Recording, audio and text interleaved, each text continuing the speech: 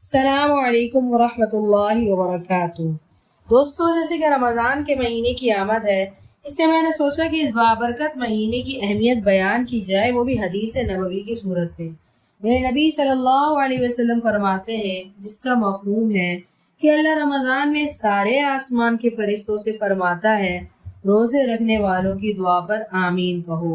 عرش کے فرشتوں سے اللہ فرماتا ہے، میری تسبیح چھوڑ دو، رمضان کے روزے رکھنے والوں کی دعا پر آمین کہو۔ سبحان اللہ۔ اس حدیث سے ہمیں پتہ چلتا ہے کہ رمضان کی کتنی اہمیت ہے، اس لیے آپ سب بھی اس اہمیت کو جانیں اور اس بابرکت مہینے کی قدر کریں۔ اللہ ہم سب کو اس ماہ برکت کی قدر کرنے کی توفیق عطا فرمائے۔ آخر میں آپ سب سے گزارش ہے کہ میں نے یہ چینل کسی لالچ کے تحت نہیں بنایا، بلکہ یوٹیوب کے اس پلیٹ فارم کو ایک اچھے مقصد کے لیے استعمال کرنے کو سوچا ہے۔ اس لیے آپ سب بھی میرے ساتھ اس خیر کے سفر کو کامیاب